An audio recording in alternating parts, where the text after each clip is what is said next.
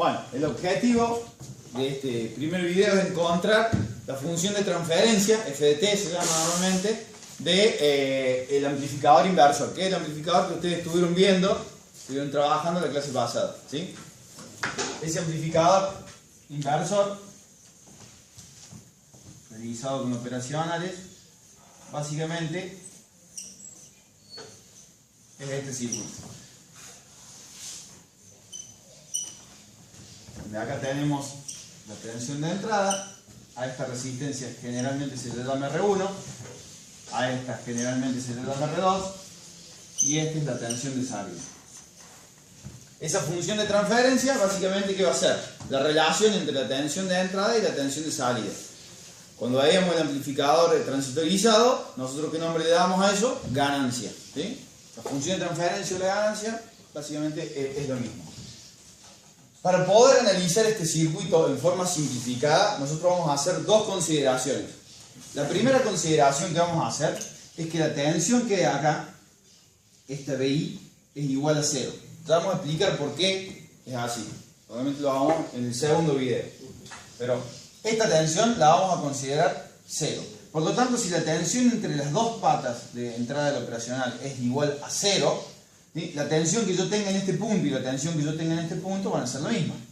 Por ejemplo, si en lugar de tener masa acá, yo tuviese conectada otra fuente de 5 voltios, yo en este punto tengo 5 voltios, en la entrada no inversora. Entre la entrada no inversora y la entrada inversora tengo 0 voltios. Entonces, si aplico la ley de mallas, ¿sí? Tengo 5 más 0, ¿cuánto tengo en este punto? 5 voltios. ¿Estamos de acuerdo? ¿Sí? Bien. Por ahora vamos a dejar esto como en el circuito original, en donde esto tiene esta pata puesta a masa. Esa es la primera consideración que vamos a tener que tener en cuenta. Y la segunda consideración que vamos a tener en cuenta es que la corriente de entrada es igual a 0. Esa es más fácil de entender, la podemos mencionar ahora. ¿Por qué es igual a 0 la corriente de entrada? ¿Sí? O la consideramos 0, porque ya vimos en la clase pasada que la impedancia de entrada del operacional es demasiado alta. Entonces esta corriente va a ser muy chiquitita, del orden de los microamperes, ¿sí? Como no queremos complicar el análisis del circuito, ¿sí? Nosotros lo que vamos a hacer es considerarlo igual a 0, ¿sí? Teniendo en cuenta estas dos cosas, ¿sí? Todo el análisis del circuito consiste en encontrar cuánto vale la corriente que pasa por la resistencia R1, que nosotros le vamos a llamar I1, y cuánto es la corriente que pasa por la resistencia R2, que vamos a llamarla I2. Si bien yo podría ponerle el sentido que quisiese a esas corrientes, ¿sí? Yo voy a suponer que esta corriente primero es entrante, ¿sí? Voy a suponer eso. Como esta corriente I sub I, que es la que sale de este nudo que tenemos acá, es 0, la única dirección posible para esta corriente I2 es la misma que I1. ¿Sí? ¿Estamos de acuerdo? O sea, yo tengo una corriente I sub 1 que entra, una de valor 0 que sale, y la otra tiene que salir. ¿Sí? Si yo dibujase I sub 2 hacia adentro, tendría dos corrientes de valores distintos de 0 que entrarían y ninguna corriente que sale. Y acuérdense que los nudos no son lugares en donde se acumulen cargas. Entonces, teniendo en cuenta esas dos cosas, nosotros vamos a plantear la ecuación de I1. ¿Cómo se calcula una corriente? Una corriente se calcula haciendo, ¿sí?, la diferencia de potencial en los dos extremos de la resistencia dividido el valor de la resistencia. Entonces, en este caso, nosotros tenemos que hacer la tensión que tenemos acá menos la tensión que tenemos en este punto. A este punto le vamos a llamar nodo A. ¿Sí? ¿Estamos de acuerdo? Bueno, la tensión que tenemos de este lado de la resistencia es claro. ¿Cómo se llama? BI. Pero ¿cuánto tenemos del otro lado de la resistencia? Y ahí entra en consideración esto que hemos planteado acá, ¿sí? Nosotros tenemos que la tensión en esta pata es masa, 0 voltios. Y si la diferencia de potencial entre las dos entradas es 0 voltios, la tensión que tenemos en este punto, ¿cuánto va a ser? 0 voltios. Para este circuito particular, la tensión en ese punto va a ser 0 voltios. Entonces, es Vin menos 0 voltios dividido, ¿qué resistencia?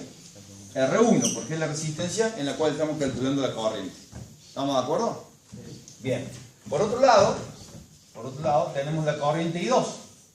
La corriente I2 va a ser la tensión que tenemos en este punto menos la tensión que tenemos acá dividido la resistencia R2.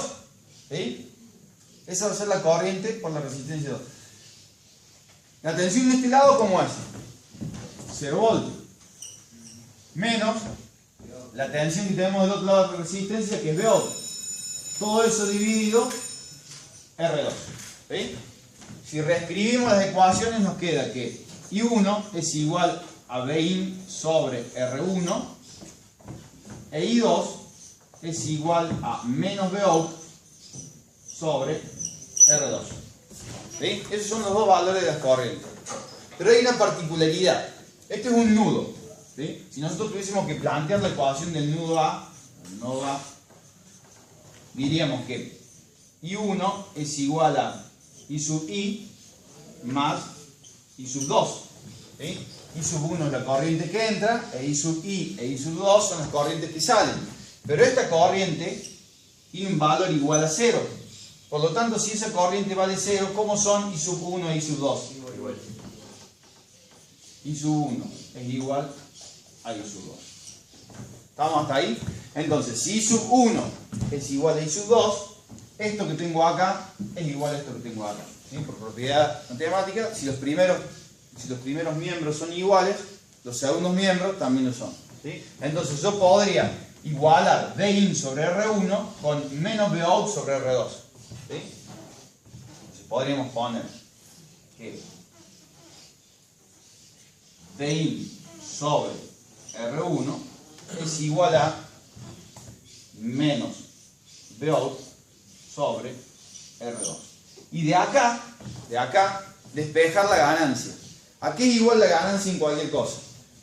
A la tensión de salida sobre la tensión de entrada. Entonces yo podría acomodar esta fórmula para que me quede la tensión de salida sobre la tensión de entrada igual a ¿qué cosa? A menos la relación entre la resistencia R2 y la resistencia R1.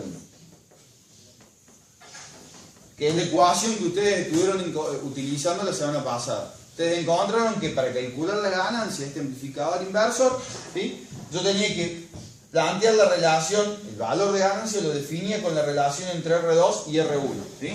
Si esta resistencia yo le ponía un valor de 10K y a esta resistencia le ponía un valor de 1K, la ganancia iba a ser de 10 veces. Si yo invertía los valores de la resistencia, es decir, esta pasaba a ser de 10K y esta pasaba a ser de 1K, yo atenuaba 10 veces. ¿Sí? Y logramos comprobar que cambiando los valores de resistencia, por ejemplo, poniendo acá una resistencia de 18K y acá una resistencia de 1,8K, como la relación entre las resistencias se seguía manteniendo, la ganancia seguía siendo 10 veces. También algunos hicieron la experiencia de sacar el operacional y poner otro operacional con otro número de parte y seguía siendo 10 veces la ganancia. Es decir, este circuito nos da la pauta de que es bastante estable. Que cambiemos, aún cambiando algunas cosas, el circuito va a seguir teniendo la misma ganancia, cosa que no pasaba con los amplificadores transitarizados. ¿Sí? En esta ecuación, y con esto terminamos, esta parte nos define cuánto amplificamos o atenuamos, porque con este amplificador se puede amplificar o atenuar, y este signo menos nos indica que la señal sale invertida en fase 180 grados. Es decir, que si yo entro acá con una señal positiva, a la salida ¿cómo entra? ¿Cómo sale? Negativa. Si yo acá entro con una señal senoidal de este tipo, ¿sí? A la salida ¿cómo va a salir? Invertida en fase. ¿Sí? Primero arrancaba acá con un semiciclo positivo, acá arranca con un semiciclo negativo.